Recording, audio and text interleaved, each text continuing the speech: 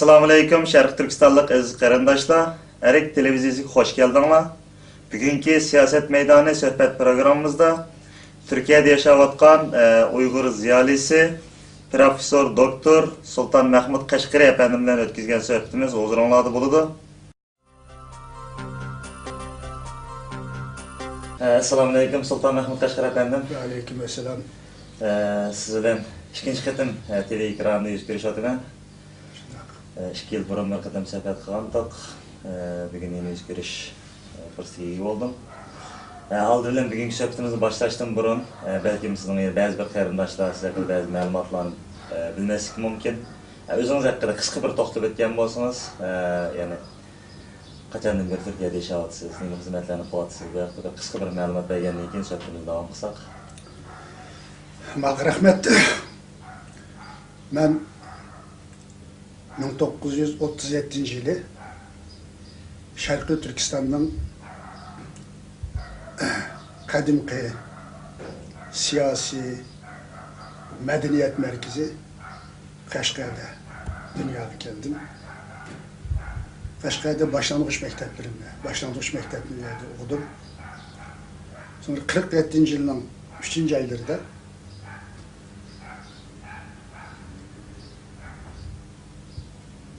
akrabalarım bilen, yani tukkallarım bilen, yani dadamın işte inisi bilen beraber şu devirde İli, Çöçek, Altay ve Tarbağatay vilayetlerinde mevcut olan Şarkı Türkistan Cumhuriyeti'nin merkezi Olcuk Karab icret ettik. Min bir müşakkatler, nurgun toskıllıklardan keyin bulanın her türlü gayret bilen bunu yenip 1947 yılı biz 5. ayının ahirleri demek şu zamanki Şarkı Türkistan Cumhuriyeti'nin vakitlik baş kenti yaki payitahtı Olcuk'a gidip geldik. Olcuk gelgendeyken bir yerde ben toluk ottur mekteplerini bir yerde okudum. Olcuk'un gelişimde benim hayatımda büyük bir özgürlük oldu. Çünkü ben Şarkı Türkistan Cumhuriyeti'nin çigirisinden kırışıyla bu yerde ay yıldızlık bayrağını gördüm. Özümüzün milli armiyasını gördüm. Ben de büyük bir hayacan, ben vaxtıda belki 10 yaş etrafındaydım. Büyük bir hayacan kozgaldı. Demek bizim özümüzden bir armiyemiz, bizim özümüzden bir devletimiz, bizim özümüzden bir bayrağımız var iken de içimde şundak bir kuşallık hayacan oldu. Mektep hayatımda hem şu Şarkı Türkistan Cumhuriyeti'nin tarihini mekteplerde ders kılıp okuduk.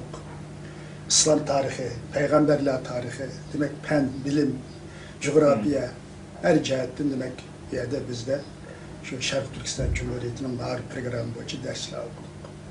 Benim bu devirdeki hayatım, benim hayatımda unutulmayacağım bir sayfa olup kaldı. Çünkü ben bunu birinci milli kimliğimde, özümden kimliğini öğrendim. Özümden tarih hakkında destekli malumat gibi oldu. Demek bizim halkımız mı, bizim hakimiyet turalaydıqanlığı, kolada koral elip, bizim devletini müdafiə kılalaydıqanlığı hakkında bir düşünce payda oldu. Yani her 49. yılın ahirleri bu Şarkı Türkistan Cumhuriyeti'nin rehberleri Pekin'e söhbət gidiyor yol bilen Sovyetlerinin ayrıklarını bilip mandı. Ama o Pekin'e Moskva'ya mangallık ki məlum oldu. Demek ola uçak kazası uçurdu dediğinden bilen ola ameliyat yokutup taşlandı. Yani bu Stalin başçılığı şu vakit Sovyet hakimiyeti bilen bu Mao Zedong başçılığı çünkü Komünistik Partisi'nin özara məxbi, gizli içki cihetteki orunlaştırışı bilen ola demek yokutuldu. Neticede 50. yılın başları, 49'un ahir 50. yılın başlarından başlayıp demek o Xitay Azatlık Armiyası ya armiye Şarkı Türkistan kirdi, Şarkı Türkistan'da asla işgal kıldı. O geliştiğini mi dedi demek biz sizler bir hürriyet, azatlık, bəxtiyar hayat keltiriş için geldik. Bu yerde Gomendan'ın kaldıklarını tazılap sizler yerden bir için geldik. Tarihte sizinle Fensi hükümranları köp ezdi, köp zulüm saldı. Biz apotilleş için şu tarihi karzımız ne burcu karzımızı öteş için ki yerleşti. Ben de 1952 yılı imtihan verip şu vakitteki Ürümçideki asası Ali Mektep, bir Ali Mektep vardı. Şincan Darülfünun Üniversitesi. Buna okuş geldim. Bunu 56. yılın Temmuz aylarında yani 7. ayda tamamladım. O üniversite okutkucu olup kaldım. Ben bir yerde 56. yıldan tatip 82. yıla kadar 26 yıl demek şu üniversitenin Uyghur Dili Edebiyatı bölümünde okutkuculuk kıldım. Bu jarayanda beşimizden nurgun ahvallar öttü, o memlekette boğan ahvallar nurgun işler. Ama benim dadam ben tuğulup alt avağında anasını hecik elip çıkıp, hecik kıldırmen deyip çıkıp, ülgürenmey o yüzden kağın iken, ikinci yıl hecik tüktüm ben de. Keyin onqıcı Mahmut Moyit'la keçip çıkıp, bir yerde bir qallık, kırkınçılık boğallığını anlap, hem çıgırla takalgallıktım, ketemey kağın iken. Bu dadamның ben hatta bu hayat mı, yok mu bunu bilmeydim. Son zamanlarda biraz haber aldım. Bu Mav'nın ölümünden sonra biraz siyaset küçükken jümşüm oldu. Bu devirden paylanıp dadımız ile alaka bağladık. Dadamda bir köşk isteğini bildirdim. Dadam da Türkiye'deki bizim tukkallı arkalık bana davet etti. Ben şuna öyle vakit 3 balamla hanımım değilim. Ben 1982 yılı 17. Ağustos günü Türkiye'ye gelip dadam bilen görüştüm. 44 yaşka yakın boğanda dadam bilen görüştüm ben. 6 ay qağı adam. 6 aylık yaptım.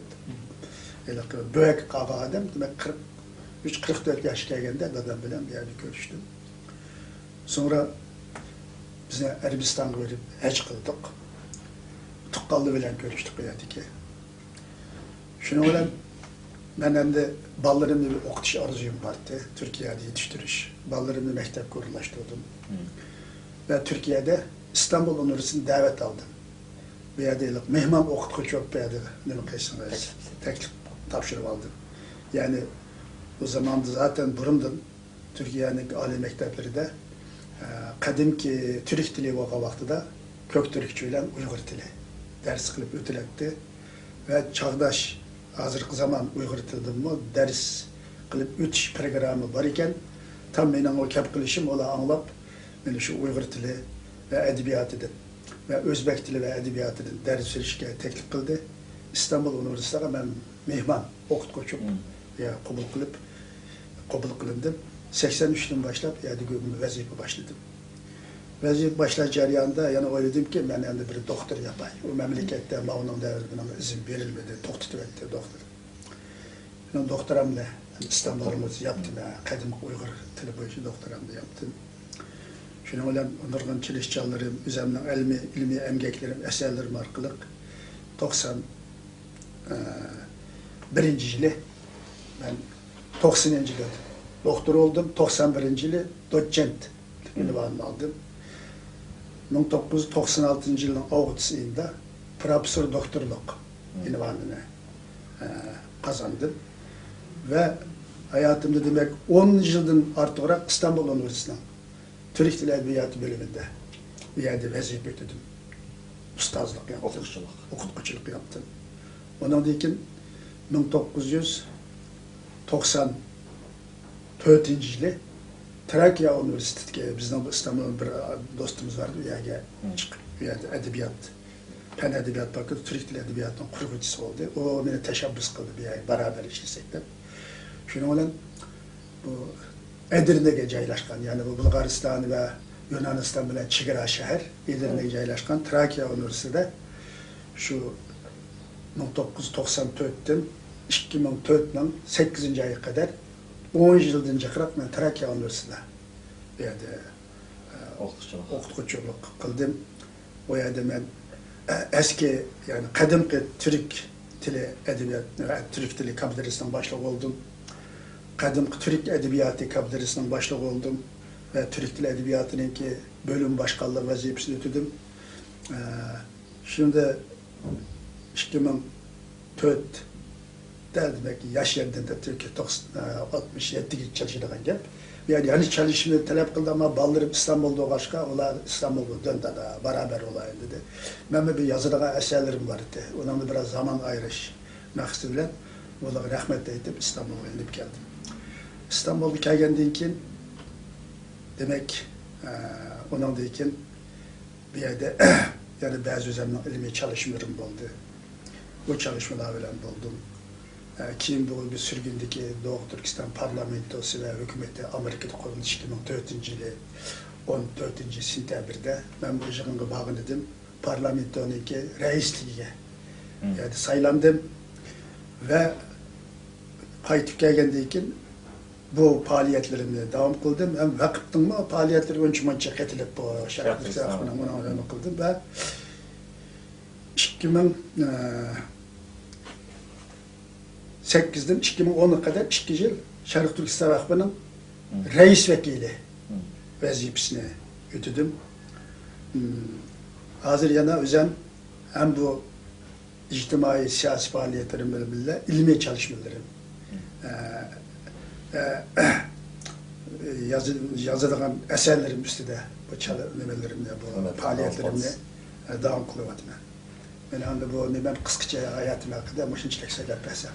Rahmet, nayeti yaxshi bir tushunib oldik, yani sizning hayotingiz haqida ko'p bilimga ega bo'ldim.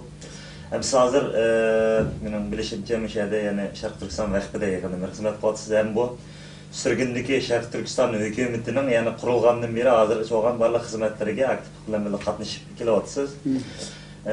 Aldığıyla bu sürgündeki hükümet hakkında sohbet kılıştım burun. Şarkı Türkistan vakfı hakkında biraz bir malumat verirsiniz. Bu vakfı mesela herhalde bilişimiz yani İsa Yusuf Aliptekin efendim başçılıkta kurulgan iken hem de.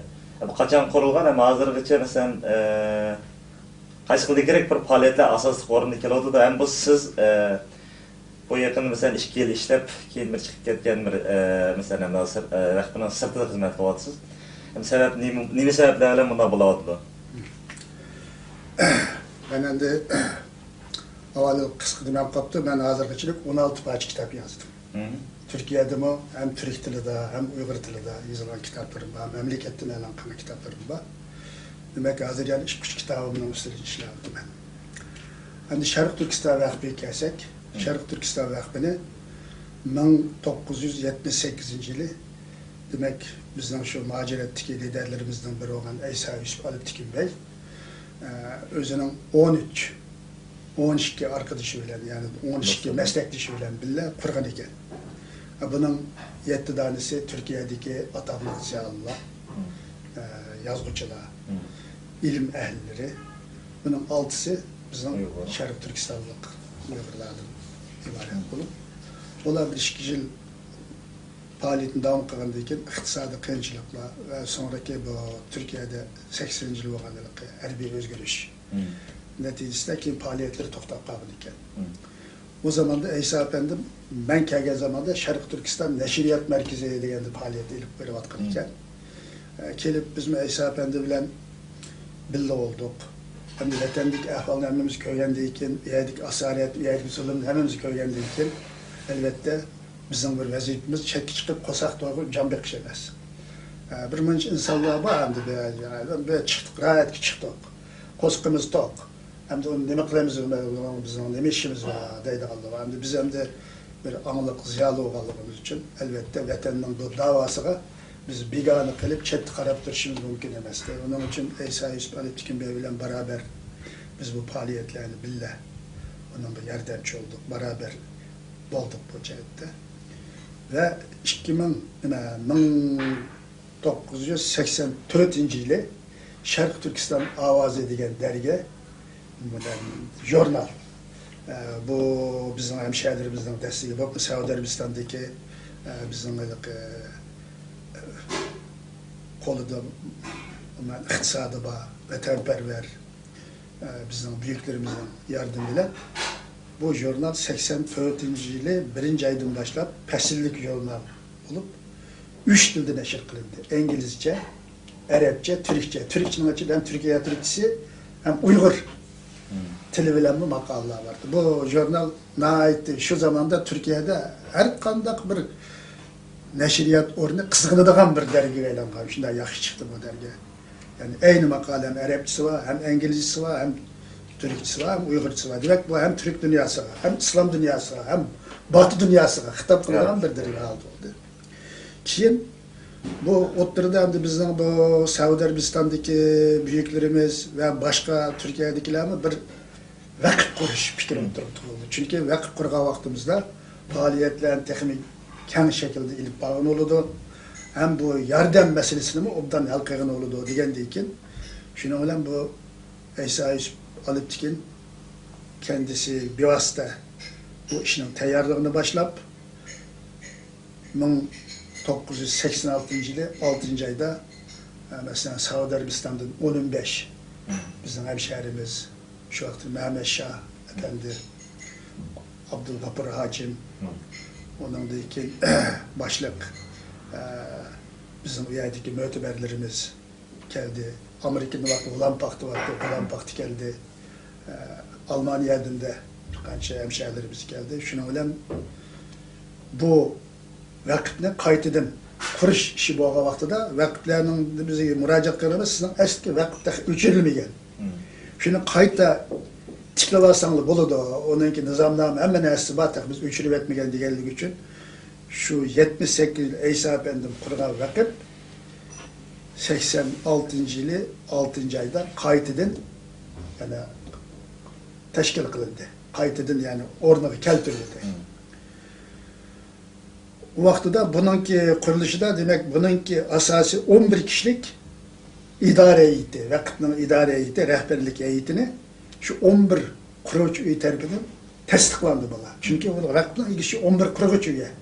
Bularning shuni ko'rib, bo'ladi ekan degandan keyin ham hemşehrilarning yig'inini ichib 150 dak shu bizning sharqi vakillari qatnashib, har bir shu quruvchi uyga ular tarafidan tayinlangan idare heyeti birdim ismi okunub, fikri olsa verip, olmasa şu köpçülükten tasdiqlangan. Köpçülük yap tasdiqlangan.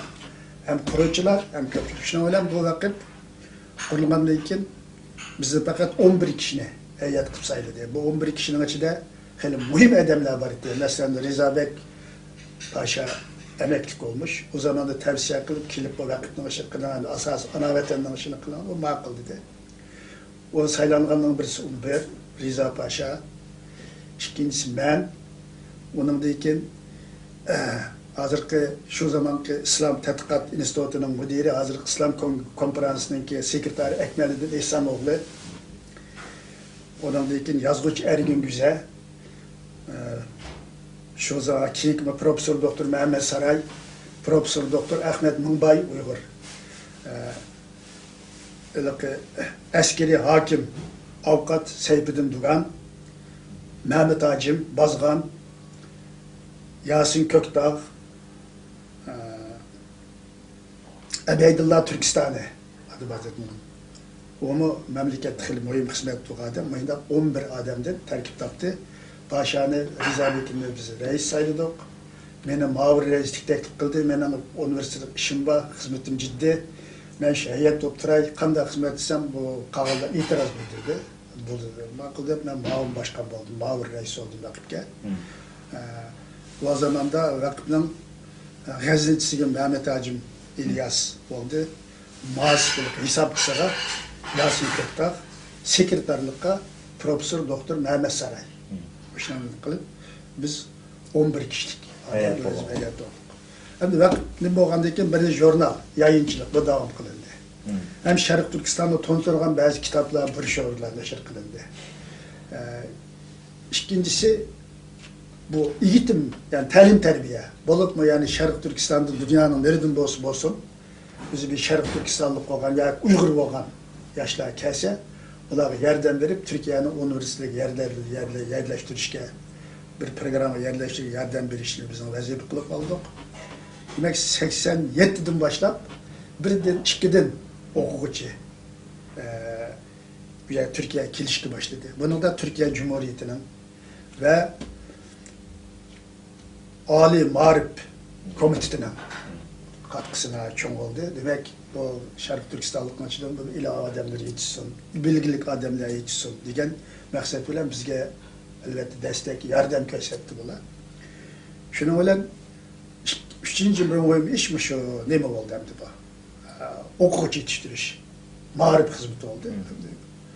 Onundan keyin 4-chi bir xizmat, demek ki o'zaro yordamlashish, o'zaro dayanışma, ba'zi qiyinchiliklarga yordam qilish ishlari. Hamda bizningki memleketning siyosiy taqdiri masalasiga munosabatlik, masalan, cumhuriyetlarni xotirlash yig'inlari o'tkazish, mamlakatda bo'lgan voqealarga nisbatan jiddiy yig'inlar ichish. Ondan keyin birinchi qiyin tarixda 92-yil Sharq Turkiston qurultayini, Doğu Turkiston, Sharq Turkiston vaqti shu riyosatchilik qilib, biz birinchi qitim Sharq Turkiston qurultayini Istanbulda tartib. Xalqaro bir qurultaydi. Dağdığılık oldu bu. Ondan keyin Sharq Turkiston Milliy Merkezi, shu Sharq Turkiston vaqtining riyosatchiligida qurildi. Yani Sharq Turkiston davasını hem Türkiye hem xalqaro platformga taşımak için, ularni götürmek için elbette vakıf ve Doğu Türkiston Köçmenler Cemiyeti qatorli teşkilatlar birlikte nurgun faaliyetlerini ilip vardı. Endi bu yerde bu vakıf elbette mırmanç hizmetlerini kıldı. Lekin to'liq mu, yeterlik mu degende to'liq emas. Xalqimizning ehtiyojini to'liq qandog'idek darajada biz hesaplayolmaymiz. 1989'da hazırki bu Damat İbrahim Paşa'daki medresine ben başlıklı 3 kişi Ankara'ya verip devletke müracaat kılıp bunu biz onu tasdik ediyorduk. Hazır vaktimiz şu Damat İbrahim Paşa medresine bizge tasdik şu anda oturavutimiz, şu anda faaliyet elip veriyordu. Endi vaktinin hizmetini elbette netice bağ şimdiye kadar mesela hazırlık kadar bir 600-700 okuvchi kelip okudu ama bunun bir başarı bilen neticelik okup çıkanları belki bir 200-250 etrafında. Kalganları yerim yolda okuyamız. Bazıları cevap nimeli bilen kelip diplomlu bilen okuştun yerim yolda demek to'xtatib koydu. Bazıları bazı kıyınçılıklar yüzünden Avrupa'daki devletlerine çıkıp gitti. İktisat kılıcı. Mesela bilen herhalde 5-600'den fazla okuvchi kelip demek kıldı. Hazır mı? Demek Türkiye'de 17 üniversitede okuvatkan bizim Şarkı Türkistanlık, yani Uygurlar asaslık olmak, asas kısmını teşkil kıldı, okuvchilarımız okuvatıdı. Şunun için bu vakıf elbette Şarkı Türkistan davasının, Şarkı Türkistan'ın mesela eğitim hayatı da, ilim hayatı da elbette mühim rol gibi bir vakıf oldu.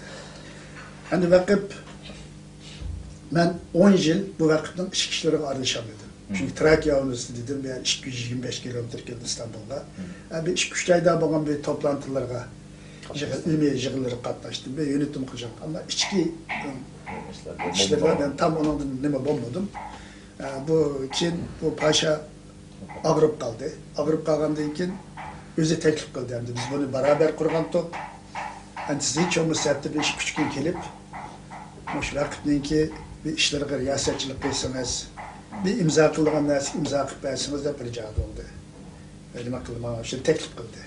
Ben paşam benim şu bazı ilmi yazılan demelerim batı desem Yakup olmaydı biz bile kurmadık. Şuna olan bakıldı ben 2 yıl vakıfның reis vekili olup hem zaten barındım zaten ben aylık vakıfның reis mavin ettim. Ben bir neçe gittim istifa sorayı desem kagal onu mu dem şehirler biz sorusunu olmaydı. Bunu hem düşünen karar edip vakıfның kararı bilen ben demek 1999 yılı 2 yıl ben reis vekili olup vakıfның işlerine her türlü 3 gün üyeli vardım. Ben hazırgıça ben şu 86. yıldan hazırgıça hesaplaganda 24 yıl oldu. Bir 10 yıl Trakya Üniversitesi oldum, bazı yığınlara olsun geldim, ilmi konferanslara geldim. Muş jarayonda ben vakıftan 1 lira yoki 1 dollar maaş almay, halis vatan millet deb işte yenimdim pulni o'zim chiqardim. Bütün ben maaş almay, hech qanday maaş talab qilmay ishlab keldim. Endi paşa vafot oldu. Vafotini endi biz endi qanday olmasin, albatta bir xizmati bor. Onun için bir nimesini uzattık ve bir hatırlaş yığınını ötkazdık paşaga. Ama ben 2 yıldan bir baktım ki vakıfның yani umumen iç hizmet cihette vakıfның asası nizamnamusga uygun olmagan bir manç işlerini gördüm. Bir manç işlerini. Birincisi, mesela vakitte burundan şunda köystilgen. Bir vakitinin heyeti 3 tane kişinin ismini yazıp demek konvert kısalıp kapıtıp vakit verdi, vakit onu balaslandı, saklaydı. Eğer şu adam hizmetin ayrılış doğru geldi, hatalaşıp ayrıldı veya ölüp gitti ya bir kesel olup kalgan takdirde anda bu adamı kandak kılımız deyip aşınaylık koygan yani konvert içindeki nemesini içip bir üç adamını köysütlüp kağılla oturup şunun birini aşınadın vakitinin heyetiga orliq toluqlash degan narsa. Lekin buningga hiçbir zaman riayat qilinmadi. Endi Reza Paşa, endi general o'zi nima qilgandan keyin boshqa buningga bir gapni qilmadi. Shu bo'yicha dedi. Ikkinchisi, vaqtda bu bir ma'mur reis, bir ma'mur reis, undan keyin bir tane hesapçı, bir tane muhasebe, kasser. Yani birisi ne bileyimiz bizi kasser bilen, yani birini buğaltır, kasser, buğaltır ikisi bile bilmem bolu bana. Mesela bir yerde gaziniçideydi, biri gaziniçi, birisi muhasip olmak lazım. Ama kalktım ki bu yok, bu yok. Bütün vakitinin iktisadi işlerini, fakat vakitinin sekreteri özü, onun bakış mekbuzu özünün koluda, özü kesidi, palını özü alıyordu, bağış sandığının anahtarı onun koluda. Bunun için bu hemşehrilikçi de bu vakit fırcığı da ne ketti bu pulun hesabını. Yap gitti, içip gitti de gepler neticildi bir uzun var dedi. Ben dedim ki bu nemişim bu, nemiş ki vakitte muhasibi yok. Nemişim bu gazniçi yok. Bu olmaydı bu, kim bir işinlik iş açıdı. Bunu kat diye bir yere vakitte muhasibi koyuş gerek. Ona diye ki gazniçi koyuş gerek.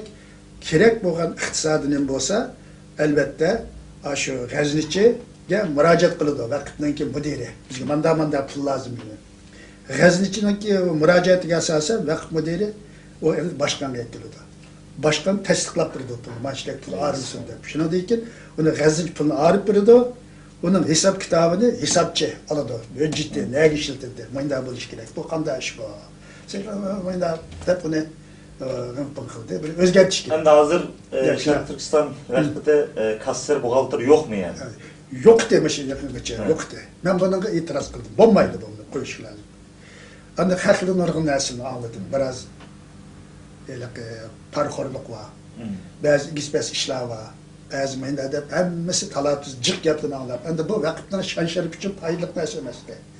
Ben bunu hem de özgertiş hem de nemesik iradı bağlığın edim. Bunu özgertecektim. Biz gittim bir jığın açtık, içip şu muhasibine gazincini koyaylı. Endi vakitning eğer biz nemesini asas nizamnamasını özgertiş olsa özgerteyli. Özgertip belki bunun bir 4 yılda 5 yılda bir genel kurulga ketip hesap berip yan kanunu bilen toluklaydigan bir yolga keteyli eğer vakitning yan kanunu boyunca özgert. Şu gapni kılıp şuna bilen vay bunu dep 2 tane muhasib, bir tane gazetçini tayinlash nemesi asasen. Vay bir saylam qilib paşa ölüp ketdi dep hemen haberim yok. Şuna oturapla gizli avaz kılımız depla avaz kılıp şuna bilen mahbi nima kılıp benim avazımda bir küçük avaz men kam çıktı. Şuna bilen bir yerde Hamit Köktürk vakitning endi benim avazım çıktı dep özüne radyologunu e'lon qildirib men vakitning başkanı olduğumuzdan dep endi qipti. Endi bu iş aslida qavaqtida mening farzimcha demek nima qildi degan jig'inda bo'lgan gap Sürgünlük parlamentonun reisi vakıf başkan bulamaydı. Onda o Xitay okuyucu etmeydi. Demek Xitay ile anlaşıptı bula. Ha şeyden bulsa biz okuyucu üretmemiz diye okşaydı de. Benim gümanım. Şunun için ya parlamentodan istifa soran, vakıfın başkanı olan, parlamentonun reisi olan ahvalası da bir yerde sizin vakıf başkanı olsanız, o vakti de bu okuyucu gelmeydi bir yere. Ben dedim ki, ben 2 yıldır bir başka vekili. Benim sürgünlük parlamentonun reisi 84 nimede 2004'ten başladı. 6 yıl oldu. Acaba ben bu 2 yıldan keyin okuyucu arttırıp gelibatır bu okuyucular kanunu yoluyla kildiği okuyucu emas bu. Türkiye bilen Xitay Xalq Cumhuriyeti o'rtasidagi anlaşma asosida bo'lgan bu g'ayri rasmiy kildiği okuyucular bu. Ular fakat pasportni o'zi kuchi bilan oladi, nimasi bilan oladi. Undan keyin ben o'qish chiqaman veya o'qiyman deb Turkiyadagi Tömerning yoki Turkiyadagi maktablarning nimasini ko'rsatdi. Çakırgın göğsünde. Şunun bilen bunu çıkıdı. Bunu okutturgan Türkiye Cumhuriyeti vakit fakat ona yardımcı olgan iş bu. Endi bundak bir ahval aslında o şeyni koygandan ben dedim ki bu vakitni demek Xitayning yandaş qurilishga aylantirmoqchimizlar. Bu ne degan gap bu? Ama akamdan gap taqibdiki boshqalarga aldab. Hukumat aylarda o'tdi. Palan da o'tdi. Parlamento boshlig'i demak bu vaqtning boshqa nosi bo'lmaydi da o'tdi deb meni aytdi. Ben dedim ki eğer hükümet Türkiye Cumhuriyeti veya bu vakitler bölge modelliği ya ki baş modellikten bana sizden şu parlamento reis olganlığınızdan bu vakitnin başkan olsanız biraz bunun da bu biraz mesele çıkıyor biraz uygunluğu bombay kalıdı bunun siz ya bunun birisini istifa soran desem ben bak düşünüp ya onundan ya bunun istifa sorayım ben. Üzerinden adamlarla meslek dışı. Lakin bir çıksız bunu oturduğu koyuşu bu kanday gel bu bombay dedim. Sonra bir vakitke muhasibe bir gazin içinde bu mu köstildi. Belki şu 3. ayının 6'sındaki. Onun aldığı yok. Bu lazım demiş kılatını bilmeyim ben. Yani bir yerdeki mesele ben imza atmadım. Bu kanunsuz dedim. Eğer köpçülük aşağı sandık koyup eğer köpçülük şundan emin kıysa ben saylanğadan pişanesini öpülen süyüme, tebrikleyme. Bu alt eden bunu kullanıyor, bu yerde bu bombaydı bu. Deyip şunun şunda yazdım.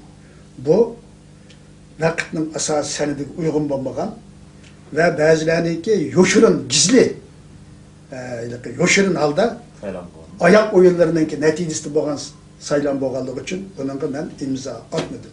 Deyip imzamı atmadım. İtiraz bildirdim. Ben bunu tanımayım ben bunu. Tanımayım ben dedim. Sonra bunu radyoga alan kızıttı. Bu menimce bu bazı kişilerin mensepperestlik. Aldırıp gidip özden bizim çıkışısı bilen bazı Xitayning mı kolu var deyip bunu oylayım ben. Çünkü elbette ben Xitay'a nispeten biraz bu davadan neticildim beri ben şu vatandan kelgendim beri 28 yıldan beri ben bu davanın altın kısıpıda. Xitayning hedefinin birisi bendim. Demek bu Rıza Paşa onun o devletten nemiz işligeydi, bunu bilmez zemini vakitinin başka vekili kılıp bu kararı ağzımda bir yerde oturup bir oyun bağımdı. Ben hem onun da benim hiçbir nimem yok. Yani ben eserlerimden benim bir kayıp olduğum bir şeyim yok. Lakin eşede adalet işlerinin bu işi, doğru işlerinin bu işi, muş işlerine tahammülüm yok. Çünkü bu indan olsa bizim millet kızıyor. Yaş evlatlarımız kıyan burada bu. Çünkü bazı insanlar var, vakitninki nemisi ki layık bulmağa insanlar vakit kırmağa. Bunun bazı yerlerden çok gümallığa var. Şunun için bu önemli bir komplo uyuşturuldu. Ben bunu tanımadım. Bu hemşehrilerçi de hem o vakitler bölge müdürlüğüne yukarıga nurgun her şikayetle boğun iken hazır bu vakitnin hazır iktisadi cihetlik yolsuzluk meseleleri, bir meseleler hakkında hazır müpettiş gönderip incilağıdı. Bütün evraklarını aldığım durumda. Hem vakitninki burun kırgan 13 kişininki hazır 5 hayat. Ve karar verildiğin ahir şulu iken. Karar verildiğin. Onun onayını almayı, hem milletninki vekillerinin onayını almayı durup bir şeyden alt avaz verildiler. Ben vakitden bir şeyin bulduğum diş, bu uygun emez geldiği hazır aşkarlı altıda. Lakin hazır ne mutlu olsun. Benim kaybolduğum işim yok. Eserlerimde zaten yazanmayı vakit acıtama vaktim. Ben de bu meseleyi takip yapayım. Bunu hemşehriler şu internetten çıkmışımla çıkıp demiş. Yani ben adillik mi hüküm bu işini, doğruluk mu hüküm bu meselede hükmüran bu işini isteyemem. Yani kim onu rüşvetini çıkarak verse, parkurluk ondan hediyeni çıkarsa, onu kollap, kalan iktisat kıyıl okuyuculuğunu yüzü çörüp ondan da ne kıldıran iş bulup kalsa, bu yaxşı olmaz. Millet kızıyan doluda. Onun için bu mesele hakkında ben şunçilik toxtalayım. Onun kandı bazı çeviriler, her xil yolu bilen bu hükümet karşı oğallımı bunun destek ederdi. Ahmet Köktürk'e. Onun bilime. Çünkü bazıları telefon kıttı bazılar. Siz vakitine bir şey, siz geçen. Vay ben savaşsız olsam, savaşsız olsanız dün da siz geçen. Dep oğlum bana dep verdi. Birine çıkıttım. Muşu, muhasip ve gazil sayılaştı var. Nak bir netice jığını çıktı. Zaten hazır bu 10 kişi vardı vakitten keyifli. Ben paşa evlilikte 10 kişi kalkan. 9 kişi vardı desek mi oldu da. Demek jığılı çıktı. Bunu Ahmet Khan özüme kıra kıldı. Bu jığılı ne çıktı? Ben ama onun ben katlaşmadım o jığınga. Sen katlaşmağa adam mağnimiş haber vermeyse. Mesela bu takdir milletinin. millet Şarkı Türkistanlık nemeni uygun kelse ben ona bir diyeceğim yok. Ben rahat yani eserlerim devam kılıyorum. Hem çalışmam benim mücadelem devam kılıyorum. Nasıl köp rahmet programma Sizge ziyaret kaldığınız için. Sizden valla aydı kelip bir yerde müminlerimize konuşup fırsatı verip bazı nesler hakkında görüşlerimle, fikirlerimle ağırlığınız için sizge rahmet eytim ben. Rahmet, sürgünlük hükümet hakkında sizden bu adırgı ilmi hizmetleriniz hakkında gelir kılmak programımızda inşallah yaş bir sohbet kılamız. Vaqt münasebetiyle bugünkü programı şeyde yaklaşsak. Rahmet. Hayırlı selamet bulalım. Selamet.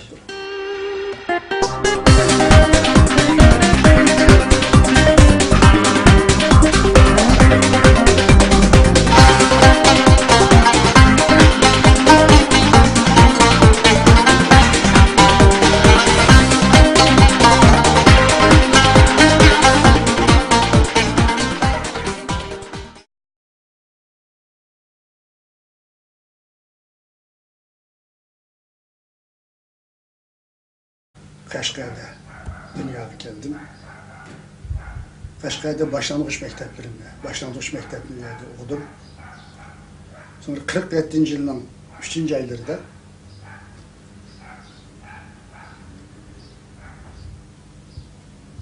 akrabalarım bilen, yani tukkallarım bilen, yani dadamın inisi bilen beraber şu devirde İli, Çöçek, Altay ve Tarbağatay vilayetlerinde mevcut olan Şarkı Türkistan Cumhuriyeti'nin merkezi Kılıcık qarab icret ettik.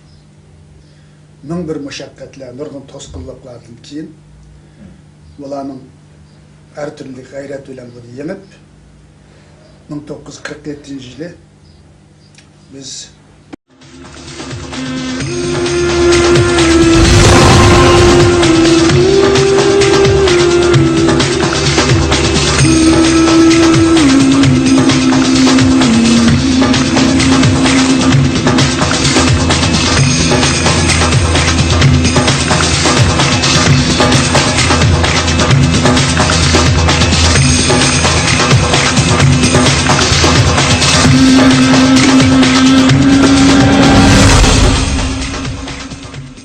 Assalamu alaikum Şarkı Türkistanlık aziz qarindoshlar. Erik televiziyasiga hoş geldinglar. Bugünkü siyaset meydanı sohbet programımızda Türkiye'de yaşayotgan Uygur ziyalisi Profesör Doktor Sultan Mahmud Qashqari efendim bilan o'tkazgan suhbatimiz huzuringlarda bo'ladi.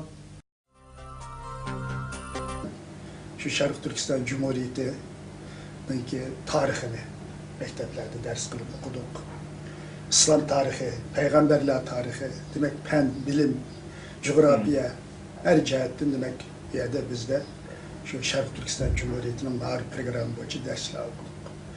Benim bu devredeki hayatım, benim hayatımda unutulmayacak bir sayfa olup kaldı.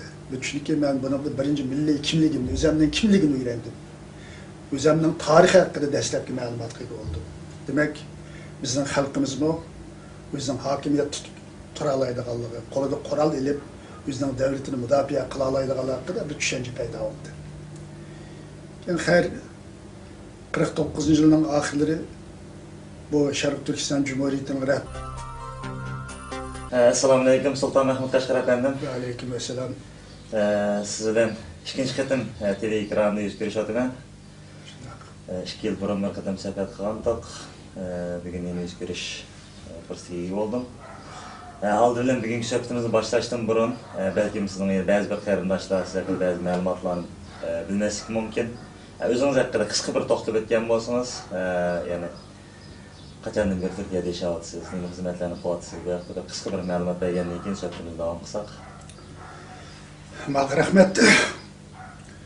Ben 1937 yılı Şarkı Türkistan'dan kadimki siyasi medeniyet merkezi 5. ayının ahirleri demek şu zaman Şarkı Türkistan Cumhuriyeti'nin vakitlik baş kenti yoki paytaxtı Olcaq etip keldik.